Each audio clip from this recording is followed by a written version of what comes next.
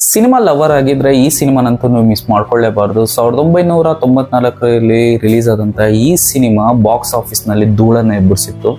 $22 million ವೆಚ್ಚದಲ್ಲಿ ತಯಾರಾದಂತ ಈ cinema ಬರೋಬ್ಬರಿ $322 ಮಿಲಿಯನ್ ನಷ್ಟು ಕಲೆಕ್ಷನ್ ಮಾಡಿತ್ತು. ಸೊ ಅಷ್ಟೇ ಅಲ್ಲ, ಟೈಮಲ್ಲಿ 7 ಆಸ್ಕರ್ ಅವಾರ್ಡ್ ಈ ಸಿನಿಮಾ ವಿನ್ ಆಗಿದೆ. Main reason director Stephen Spielberg ಅವರು, ಮತ್ತು ಇದು ಯಾವುದೇ ರೀತಿಯಂತ ಒಂದು ಫಿಕ್ಷನಲ್ ಸ್ಟೋರಿ ಅಲ್ಲ, ವರ್ಲ್ಡ್ ವಾರ್ 2 ಗಿಂತ ಮುಂಚೆ ಆದಂತ ರಿಯಲ್ ಇನ್ಸಿಡೆಂಟ್ ಬೇಸ್ಡ್ ಸ್ಟೋರಿ ಇದಾಗಿದೆ. ಲಿಯಾಮ್ ನೀಸನ್ ಅವರು ಒಂದು ಬಿಸ್ನೆಸ್ ಮೈಂಡ್ ಸೆಟ್ ಇಟ್ಕೊಂಡು ಜರ್ಮನಿಗೆ ಬರ್ತಾರೆ.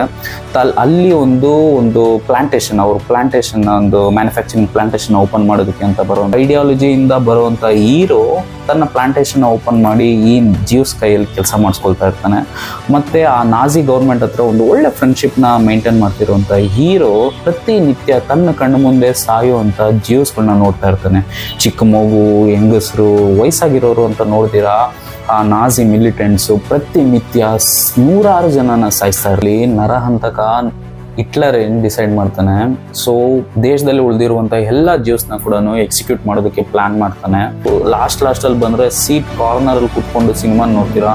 ಅಯ್ಯೋ, ಇಲ್ಲಿ ಫೈನಲ್ ಆಗಿ ಒಂದು ರಿಯಲ್ ಕ್ಲಿಪ್ನ ಪ್ಲೇ ಮಾಡ್ತಾರೆ. ಸೊ ಹೀರೋ ಇಂದಾಗಿ ಜೀವ ಉಳಿಸ್ಕೊಂಡವ್ರು ಎಷ್ಟು ಜನ ಅಂತ ನಿಮಗೆ ಆ ಮೂವಿ ಎಂಡಲ್ಲಿ ನಿಮ್ಗೆ ಗೊತ್ತಾಗುತ್ತೆ. ಮೂವಿ ಈಸ್ ಅಲ್ಟಿಮೇಟ್ ರೀ. ಈ ಮೂವಿನ ನೀವು ನೋಡಲೇಬೇಕು.